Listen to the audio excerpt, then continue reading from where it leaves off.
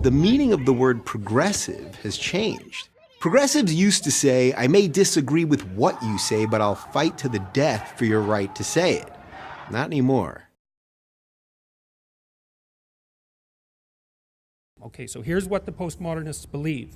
They don't believe in the individual. That's the logos part.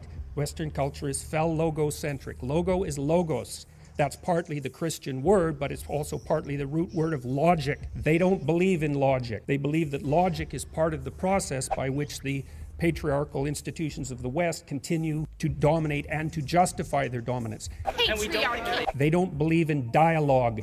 The root word of dialogue is logos again. They don't believe that people of goodwill can come to consensus through the exchange of ideas. They believe that that notion is part of the philosophical substructure and practices of the dominant culture. So the reason they don't let people who they don't agree with speak on campus is because they don't agree with letting people speak.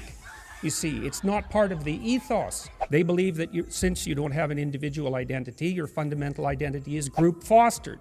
And that means that you're basically an exemplar of your race, hence white privilege. You're a white man! Or you're an exemplar of your gender or your sex or your ethnicity, or you're an exemplar of however you can be classified so that you are placed in the position of victim against the oppressor. Because that's the game.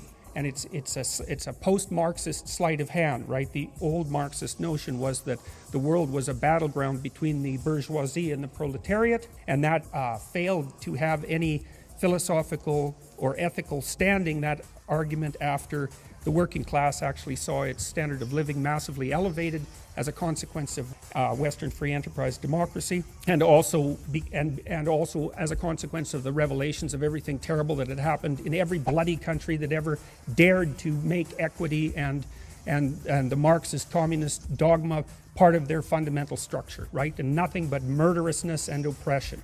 And so by the 1970s, it was evident that that game was up. The postmodernist Marxists just basically pulled a sleight of hand and said, okay, if it's not the poor against the rich, it's the oppressed against the oppressor. We'll just redivide the subpopulations in ways that make our bloody philosophy continue in its movement forward, and that's where we're at now. And so for the postmodernists, the world is a Hobbesian battleground of identity groups. They do not communicate with one another because they can't.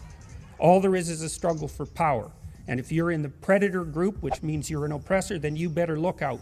I've actually been labeled a racist and a white supremacist. And if anyone took the time to actually know me, it's not true at all. Because you're not exactly welcome, and neither are your ideas.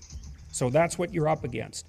Progressives used to say, I may disagree with what you say, but I'll fight to the death for your right to say it. Not anymore.